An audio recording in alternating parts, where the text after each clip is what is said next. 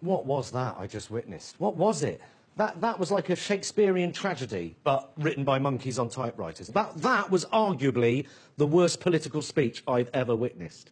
I think it was, Tim. I don't know, maybe I'm just blinded by my dislike of him. I don't know what I expected, but I mean, imagine if you travelled to see that speech. Well, by the looks of it, not many people did. I don't know what that speech was. Who could possibly be inspired by that? And it's not like it's one of his rallies. Someone wrote that. He rehearsed that. Even the crowd looked pissed off. It was anodyne.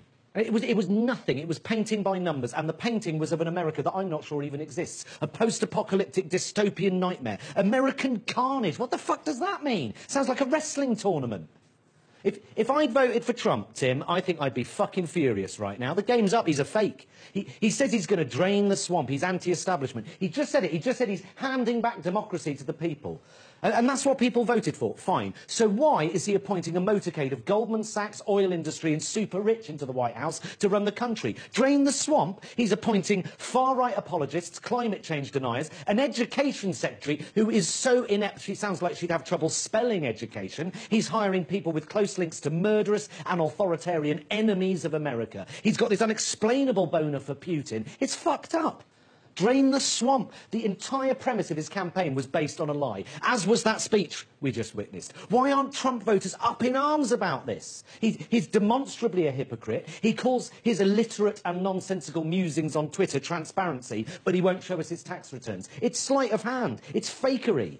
If you voted for him, you've got much more invested in him than the people who think he's a brainless opportunist. Whether he's your man or not, you want your president to be accountable for his actions and possible mistakes. That's the press's job. But when they do it to Trump, he accuses them of fake news, dishonest media. It's dangerous. And I'm not saying this is dangerous if you don't like Trump. I'm saying it's dangerous for everyone. Dishonest media. He's the fucking liar. It's bizarre behaviour. He can't take any criticism. It's egomaniacal, which means he's unlikely to be able to separate the needs of the country from the needs of his own ego. He's easily provoked, and that doesn't make him a strong leader. It makes him weak, easily played, unable to handle inconvenient truths. Look at him. Look at him, fucking prick. That is the Commander-in-Chief. Good tie, though.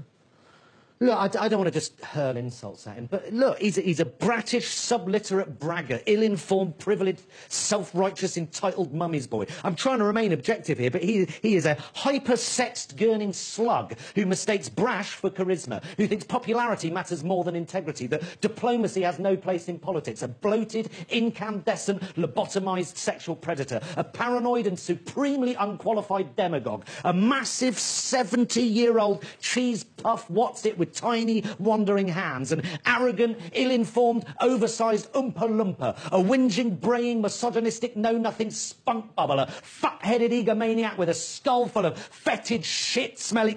Yep. Welcome back. It's Inauguration Day, and President Trump has just delivered his inaugural address. Let's go straight back to Washington for some reaction.